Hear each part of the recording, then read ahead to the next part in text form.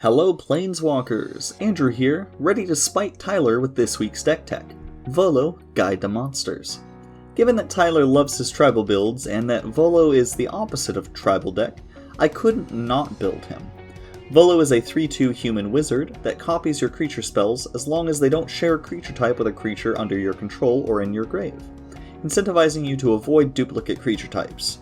As such, for most of these creatures, I grabbed my favorite of a given type and marked off its creature types off a list, although there are a couple of exceptions. Speaking of exceptions, our first creature is the face of the Quandrix precon, Adrix and Nev, twin casters, who do share a creature type with Volo himself, Wizard. While this creature can almost never be copied by Volo, they do copy the token copies Volo makes of everything else. Amphib Mutineer exiles target non-amphibian and replaces it with a 4/3 token on entry, with Encore. Biogenic Ooze makes a 2/2 ooze when it enters, meaning with Volo you can pay 5 mana for 4 2/2s, and 2 of them will put a +1/+1 counter on each of your oozes, so you'll end that turn with 4 4/4 oozes. Bloodspore Thrinax has Devour 1, getting a +1/+1 counter when it enters for every creature you sacrifice to it. It puts the same number of counters on every other creature you control that enters after it. Burnished Heart is generic ramp.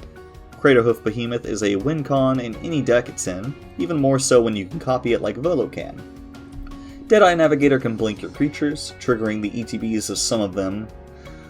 Deep Fathom Skulker draws you a card whenever one of your creatures hits an opponent, and it can make a creature unblockable. Essence Warden gains you a life whenever any creature enters the battlefield. Gilded Goose makes a food on entry and can be tapped to make more or to sack a food for a mana. God Eternal Ronus doubles the power of and grants vigilance to all of your other creatures for the turn, and while one must be sacrificed when Volo copies them, you still get 2 triggers of the ETB. And you can sack the non-token and put him third from the top of your deck, allowing him to return later on. Grazolax is another legendary, meaning you can only have one, but he does let you bounce your blocked creatures to your hand and draws you cards when your creatures enter. Hedron Crab is mean, milling an opponent for 3 when you play a land. Icefang Coatl draws you 1 on entry, and as long as you control at least 3 other snow permanents, it has Death Touch. Snow lands can be helpful just for this effect, and if your pot allows it, you can say all of your basics are snow basics if you can't afford actual snow lands. Fall Regent taps down a creature an opponent controls on entry for as long as you control Icefall, and has Proto Ward. Colonian Hydra enters with 4 counters and doubles all your creatures +1/+1 counters on attack, and attacking with the original and the copy will make them both 16/16s on their first combat together. Damn! Mind Flayer steals a creature on entry for as long as you control Mind Flayer. Pathbreaker Ibex is another win con, granting all of your creatures a boost equal to the highest power among your creatures, as well as Trample. Peregrine Drake untaps 5 lands on entry, and with 2 entering, you'll want to tap and float mana in response to casting it so that you get the full 10 land untaps. Also, with Deadeye Navigator, they can generate infinite mana by blinking Peregrine, untapping 5, floating 5, and paying 2 to blink again, netting you 3 mana of any color those lands can make each time. Platinum Angel prevents you from losing and your foes from winning, and having 2 of them is just assurance. Primeval Protector is a 10/10 that is 1 cheaper for each of your opponent's creatures, giving all of your creatures a +1/+1 counter on entry. At the very least, that's 1 mana for at least 22 power. Kasali Slingers blows up a target artifact or enchantment when it or another cat enters your field, and because of the way Volo is worded, the copy resolves first and sees the original enter, but the original does not see the copy enter, so you only get 3 total triggers of Kasali's ETB. Regal Behemoth is a 5/5 trampler that makes you the Monarch and adds an extra mana for each land you tap while you're the Monarch, meaning with Volo's copy, you make 3 mana per land. Risen Reef's ETB works just like Kasali Slingers, so only 3 triggers, but each time it has you reveal the top card of your deck, and if it's a land you may put it onto the field tapped, and if you don't put it onto the field, you add it to your hand instead.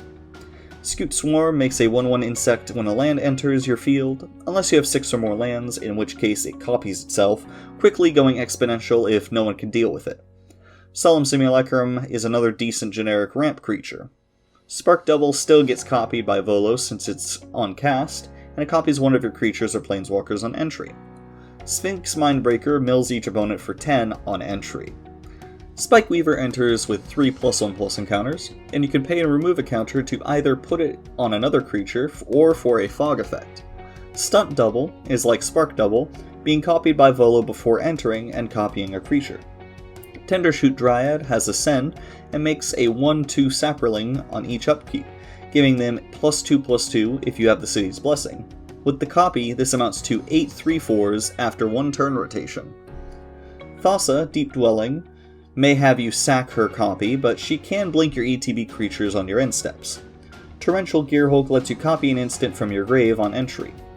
Uro gains you 3 and draws you 1 on entry, then lets you play a land for free. It's sacked if it didn't escape, but that ETB will still go off twice if you have Volo, and then you can cast Uro from the grave later for another 2 ETBs and 1 permanent Uro. Workhorse enters with 4+1/+1 counters, and you can remove 1 to generate a colorless, so with a copy, you net 2 mana from casting this, and having 8 available colorless mana on later turns is very valuable. How would you like 2 6/6 Death Touch Lifelinkers, who each make a 3/3 Lifelinker and a 3/3 Death Toucher on death? That's what Wormcoil Engine is here. Sakashima of 1,000 Faces can't be copied by Volo, but he does remove the legend rule as a factor. This concludes our creatures for this deck. Now let's run through our other spells, starting with Altar of the Brood, which mills your opponents for 1 whenever a permanent enters your field. Conjurer's Closet does the same thing as Thassa.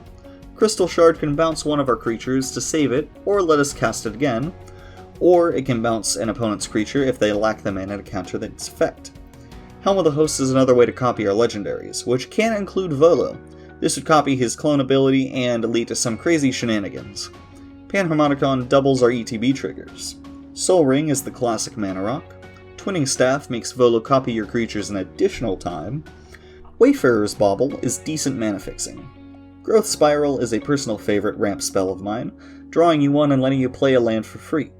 Cultivate searches up a land to put onto the field tapped, and 1 to add to your hand. Farseek can grab you 1 land that has at least 1 land type that isn't forest. Kodama's Reach is just Cultivate again. Rampant Growth searches up a basic and puts onto the field tapped. 3 visits grabs you an untapped forest. Triumph of the Hordes is a great win con, giving all of your creatures +1/+1, trample, and infect for the turn. Urban Evolution draws you 3 and lets you play an additional land this turn. Asceticism gives your creatures hexproof and can regenerate 1 for 2 mana. Doubling Season is one card I'd recommend if you either have a large budget or are okay with proxying it, because it's a $75 card as of the time of writing this, and it doubles all of your tokens and counters. Otherwise, you can just run your favorite Simic card instead. Elemental Bond draws you 1 whenever a creature with power 3 or more enters under your control. Garruk's Uprising does the same thing but for power 4 or greater, and it gives your creatures trample. Leyline of Vitality can be played for free before the game starts if it's in your opening hand, and it gives your creatures +0/+1 and gains you a life whenever a creature enters your field. Parallel Lives is in the same boat as Doubling Season, doubling your tokens. Otherwise you could run Striatic Resonator for more spell copying out of Volo, or a counterspell, etc. Whatever you'd like.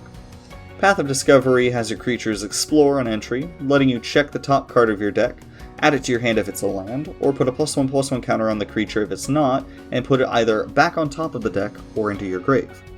Toski would actually be a decent replacement for lower budgets.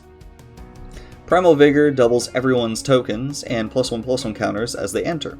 Reconnaissance Mission draws you a card whenever one of your creatures hits an opponent. Teferi's Ageless Insight doubles your card draws except for your first draw on your draw step each turn. For lands, we run Alchemist's Refuge, which can give your spells flash for a turn, Breeding Pool, Command Tower, Flooded Grove, Hinterland Harbor, Rejuvenating Springs, all tap for both of your colors.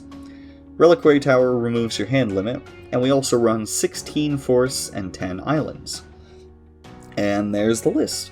The idea is to swarm the board with as many creatures as possible to overwhelm your opponents.